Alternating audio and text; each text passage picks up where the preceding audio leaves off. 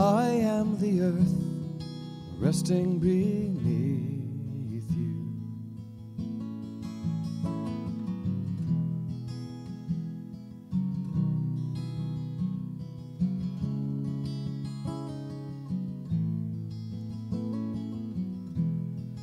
Come lay your head, lean it on me, just let me hold you. You can relax, knowing I'm with you. So sing with me. I am the wind, the sun. I am the wind. I am the sun, the water. I am the water, the earth. I am the earth, resting beneath you. Let's sing that again. I am the wind, the sun. I am the wind, I am the sun, I am the water. I am the earth, resting beneath you. Sing me your song, I'd like to hear. Tell me your story. You're not alone in this journey. I am the wind, the sun. I am the wind. I am the sun. I am the water. I am the earth, resting beneath you.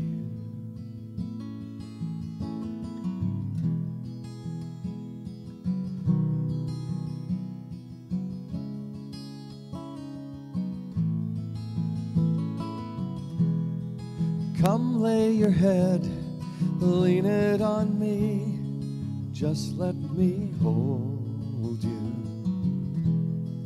You can relax, knowing I'm with you. So sing, I am the wind, the sun. I am the wind, I am the sun, I am the water. I am the earth, resting beneath you. Once more, I am the wind. I am the wind. I am the sun. I am the water. I am the earth, resting beneath you. Beneath you. Beneath you.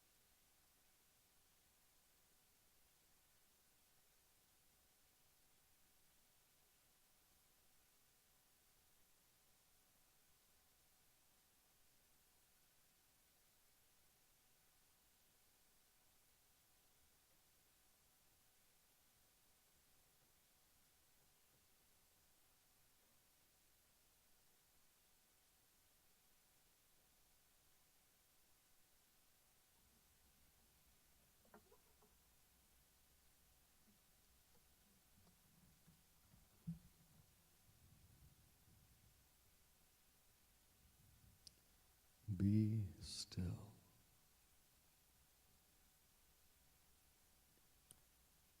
Be still and know. Be still and know I am God. Be still.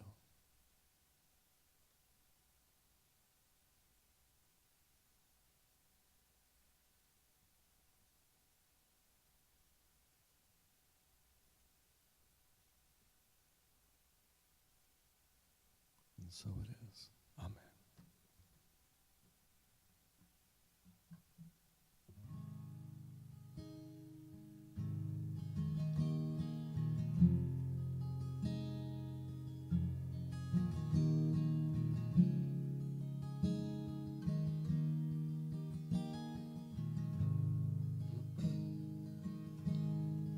It's all a gift, the light pouring down. It's all a gift when things come unwound. It's all a gift, the loving we learn. It's all a gift,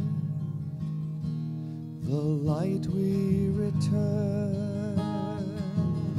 So I lead with my heart, the heart of my soul. I lead with my heart and give up control. I lead with my heart, shining within. When I lead with my heart, healing begins. Will you sing that? When I lead with my heart, healing begins. Healing begins. When I lead with my heart, healing begins. When I lead with my heart, healing begins. Sing, it's all a gift. It's all a gift, the light pouring down, the light pouring down.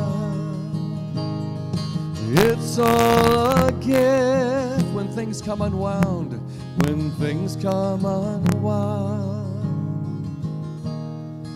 It's all a gift, the loving we learn, the loving we learn. It's all a gift, the light we return, the light we return. So I lead with my heart. So I lead with my heart, the heart.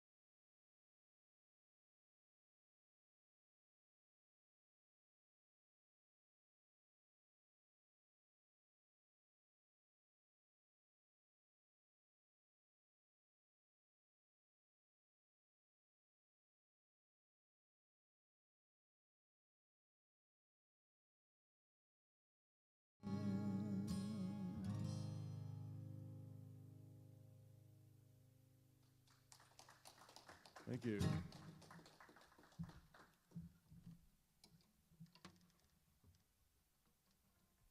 Thank you. Well, my talk today, and the song is about that. It's my talk today is called "Finding the Gift must be present to win. Finding the gift must be present to win. And I'm going to look at several ways where this has shown up in my life. But first, I love starting with a joke. So I love when someone else starts with a joke. So that's what I like to do too. So I have a new joke for you. And this one is about 3 guys who are all set to be executed at the guillotine. So already it's funny, right? So anyway, it's a doctor, a lawyer, and an engineer. Of course, a doctor, a lawyer, and an engineer, and they're all set to be executed. It's back, some time ago, and in the Middle Ages. And so it's the doctor's turn to go first, and he steps up, and the executioner says, well, you do have one choice. You can either do it the traditional way, or you can turn around and face the blade. And the doctor says, well, why not? I'll face the blade. So he puts his head in the block, and the guy pulls the rope, and here comes the blade, and it stops just before his neck. It's a miracle. It's been declared a miracle. The crowd murmurs, and the executioner has no choice but to say, the hand of God has obviously saved you. You're free to go. So he's free as a free man. So next it's the lawyer's turn. He steps up and he says, well, I'll face the blade too. And the guy pulls the thing back up again, and that's time, and the blade comes down, and again it stops just before his neck. And a second miracle. The crowd murmurs. The executioner says, you're free to go. So now it's the engineer's turn. Well, I'll face the blade too. And he puts his head on the block, and here comes the rope, and the blade comes down. Just before the blade's about to come, the engineer says, oh, wait a second. I think I see the problem.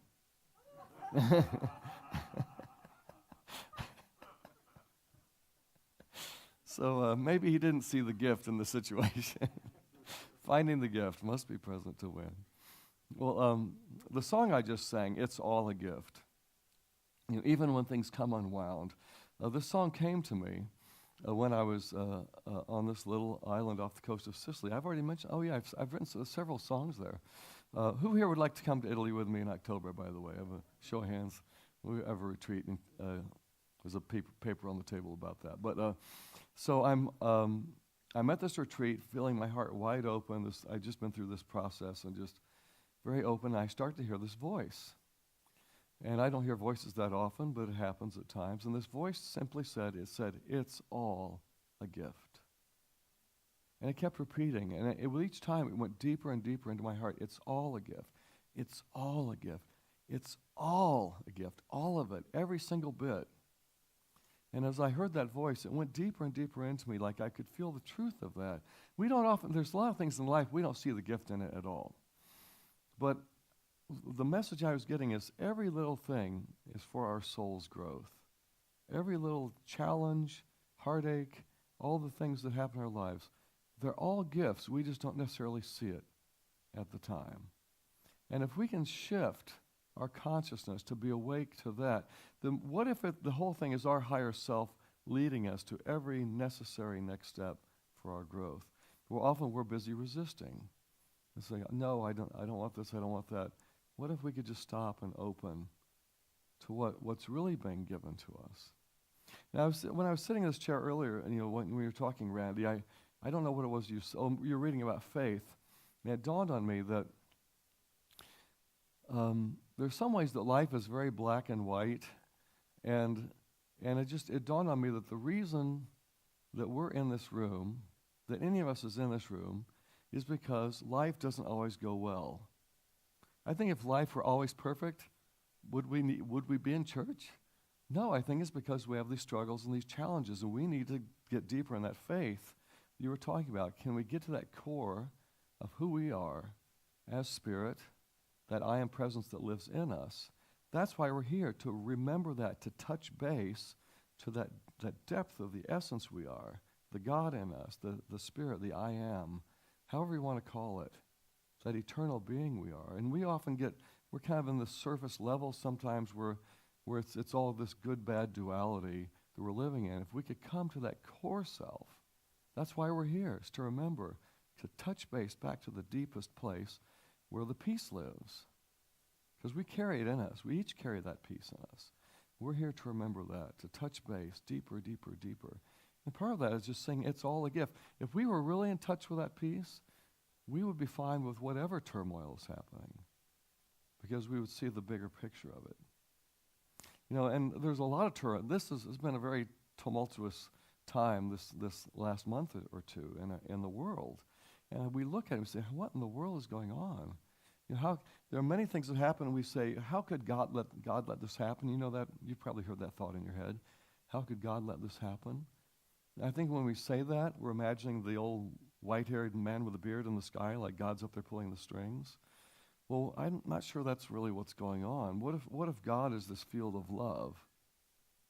Is my alarm going off? Oh, that's the same one I use. It's time to wake up. It's a good reminder. Let's be awake in the moment. What's happening with this vision? It's not God with the white-haired man with the beard in the sky. For me, God is this presence of love, this presence of creation, this eternal energy of truth. And our choice, everyone has free will in this world. We can't control other people's free will. Things are going to happen that we can't control it all. But what we can control is how we are with it. That's our part. How can I react? How can I respond to what's happening? So I can't control your free will, but I have my free will. And a lot of that is about touching base to that depth I was talking about, that essence that we are. In any situation, can I come back to that simple place of peace that I do carry, we all carry? That is in us. And why we're in the room is to remember that. Keep coming back to that. Keep coming back. A real companion for me on my spiritual journey has been A Course in Miracles. Are people familiar with that? Has anyone here studied A Course in Miracles a little bit? There's one of the things I found very powerful, there's so many paths of truth, and even A Course in Miracles says I'm not the only path, just this is one way. But has anyone here read the introduction to A Course in Miracles? It's an amazing, power-packed paragraph. And I want to read this to you, not to try and get you to do the Course in Miracles, but this is another kind of window into the truth of what I'm talking about. So I'm going to show you, it's really just this long, but there's a lot here, and I'm going to show you why it's important.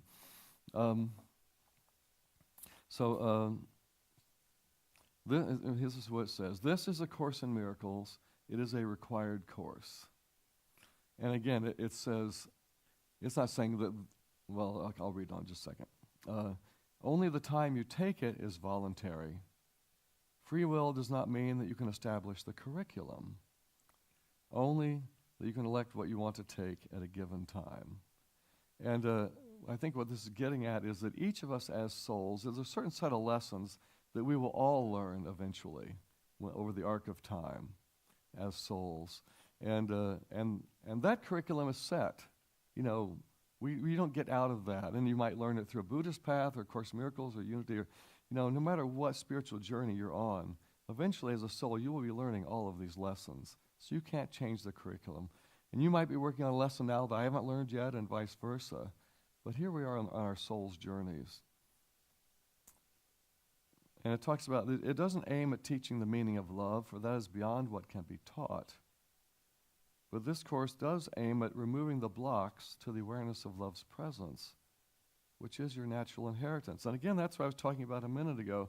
And this is a beautiful principle, removing the blocks to the awareness of love's presence.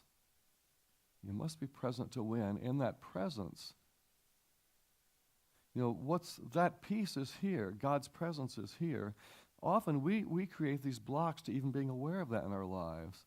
Can we just remove there's nowhere to go. It's just, can we remove those blocks to what's already right here? Again, to touch base to that eternal peace, that changeless place. Remove the blocks to the awareness of love's presence. And then finally, it talks about, and this is beautiful, I love this, it's a little bit of a mind twister to me, a mind bender. Listen to this. The opposite of love is fear, but what is all-encompassing can have no opposite. I'll say that again. The opposite of love is fear, but what is all-encompassing can have no opposite. So does that kind of play with your mind a little bit? Are there opposites? Are there not opposites? Well, here the Course talks about the two worlds. And this is what it's saying. It's saying that there's this illusion of separation, this world of duality, good, bad, attack, defend, love, fear. that we often get caught in, thinking that we're separate from each other and separate from God. The opposite of love is fear. That happens in this world of duality that we get lost in, this illusion that we're separate. So the opposite of love is fear, but what is all-encompassing can have no opposite. This is that place of oneness where in essence we live. The spirit we are lives in this place of God, this place of oneness, where there are no opposites. So I'm going to say that again. The opposite of love is fear, but what is all-encompassing can have no opposite. And then finally it says, this course can therefore be summed up very simply in this way. Nothing real, this place of oneness, nothing real can be threatened. Nothing unreal, this illusion of separation, nothing unreal exists. Herein lies the peace of God. So if you're looking for the peace of God, you're going to find it in this place of oneness where there are no opposites and where all of this illusion of duality doesn't exist, rather than getting lost in this sense of separation from each other, from God, from the spirit that we are in our core. So the gift is to remember to keep coming back to our connectedness to God, to our oneness, to who we are in oneness with God. And one of the ways you remember is by naming a church Unity. Isn't that true? That's saying oneness, unity, oneness. So, and that's a great kind of mental model to take into your daily lives. You know, if you find yourself going into separation, that's a clue right there. That's to say, oh, oops, I'm off base.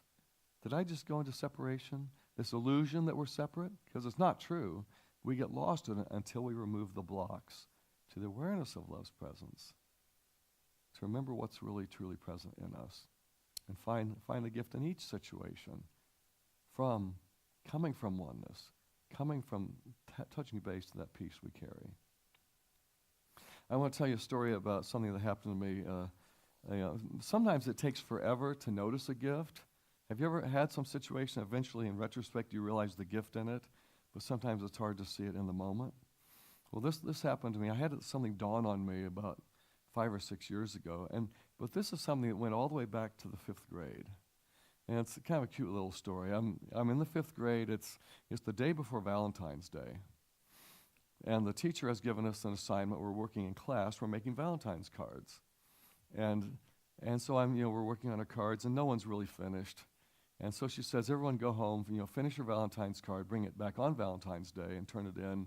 And it was for a grade, believe it or not, a Valentine's card for a grade. But so I went home, and I hadn't written any words in it yet, so it was time to write something. So I wrote a little 4-line kind of poem, and it came through fairly quickly, and I thought, oh, that's nice, and then finished the rest of the artwork, folded it up, brought it in the next day.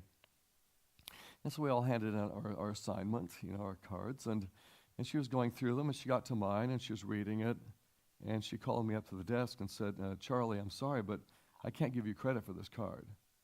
I'm sorry, you don't get any credit for your assignment. What are you talking about? Well, you obviously copied this out of a Hallmark card. You couldn't possibly have written that. So no, I wrote it. What are you talking about? Now, I will tell you that I already had a background as being kind of a disruptive character in the class, so there may be reasons for her not to trust me, but I said, no, I wrote it, but she would not believe me. I could never convince her. And this place in my heart always just kind of hurt. Not like I've been carrying it all my life or thinking about it every day, but it dawned on me about 5 or 6 years ago. I remembered that incident, and I realized the gift in it. And what I saw was, even though it really hurt at the time, I realized, she was giving me an amazing compliment. She was telling me that as a 10-year-old, I was already writing at a professional level. Isn't that fun? It's like, and this is, that to me that was just a little bing. There's ways that we can turn things around that seemed like a pain at the time. I know this is a small one, but to me I really enjoyed noticing that, finding the gift. There's another quote in A Course in Miracles that I really love, and you could also, if you're in some situation that you're not enjoying, you're not finding the gift in it yet, what if you just said this to yourself? I could see peace instead of this. Let's say that together. I could see peace instead of this. And that's asking you to touch base again, back to that place. Because you do carry a place of peace in you. But sometimes we're not connected to that. We're carrying that place of pure stillness with us. Can we bring that back forward? Can we remove the blocks to the awareness of our own peace? I could see peace instead of this. Let's say that again. I could see peace instead of this. Now take a moment to think of something in your life right now, some situation, maybe something this week that's going on that doesn't feel like peace. Can you picture that? And maybe if that's not happening for you, great. But if you have some image, hold that image and now say to yourself, I could see peace instead of this. Just say that right now. I could see peace instead of this. I'm going to read a couple of phrases from that section in the course. Peace of mind is clearly an internal matter. It's about touching base, back to that place of peace. Peace of mind is clearly an internal matter. It must begin with your own thoughts and then extend outward. It is from your peace of mind that a peaceful perception of the world arises. So when we touch base to the peace here, then we can start to radiate that out, to start to see it. If you're in chaos here in your center, do you think you're going to create peace out there? Probably not. So we have to start from the center and work out. To touch base to who we are and bring that into our world.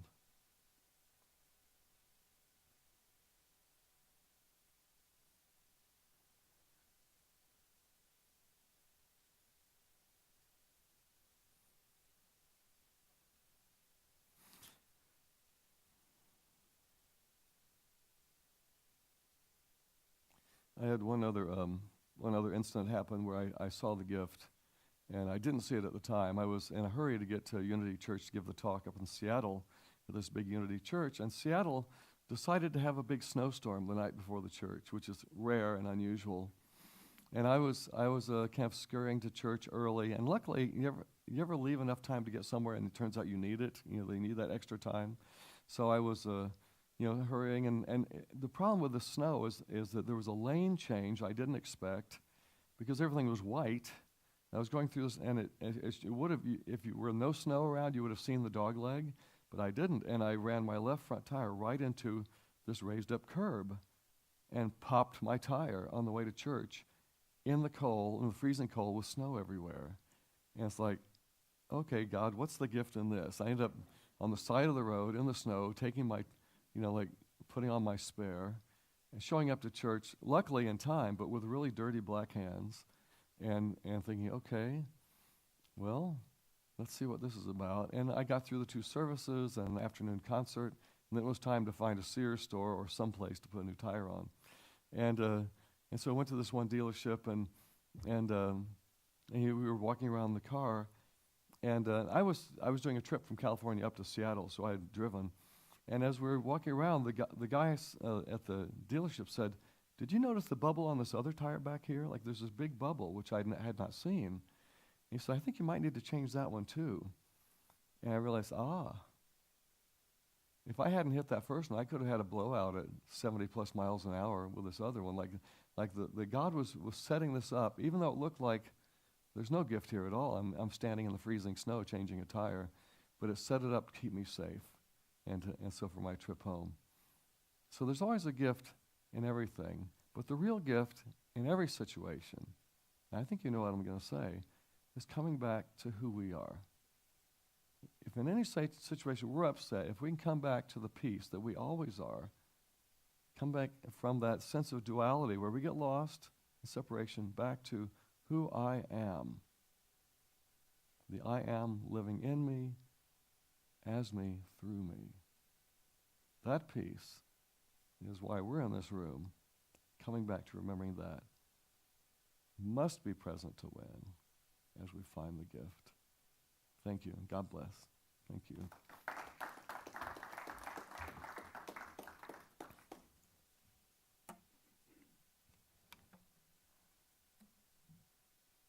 So everything is a moment to do that, to see that, to come from that. And the song is kind of about that. And the way that we let go into that peace, and often it's a word maybe we don't always like to hear, but it's the word forgiveness. And forgiveness is a letting go process, and it is a way to remove the blocks to the awareness of love's presence, isn't it? As we forgive, we leave duality and come back to a deeper connection. And that's what this song is about. Everything is an opportunity for that. Every situation.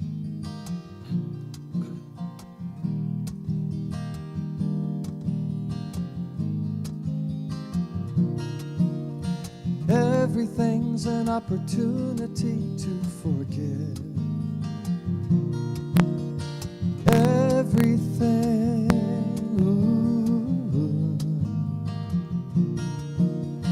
everything's an opportunity to forgive. Everything, each moment, it's a momentary choice, and I'm going through it constantly, remembering which voice will bring my joy to me. It's a momentary choice, and I'm going through it constantly, remembering which voice will bring my joy to me. So sing with me. Everything's an opportunity to forgive. Everything.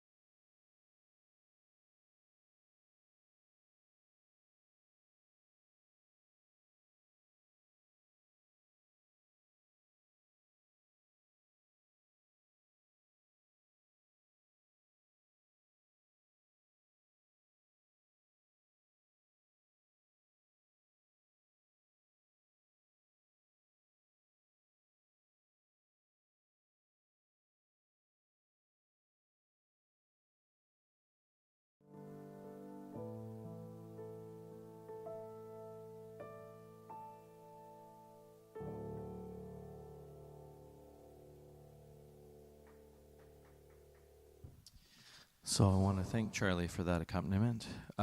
We are going to bless our offering a cappella this morning since we don't have our musicians with us.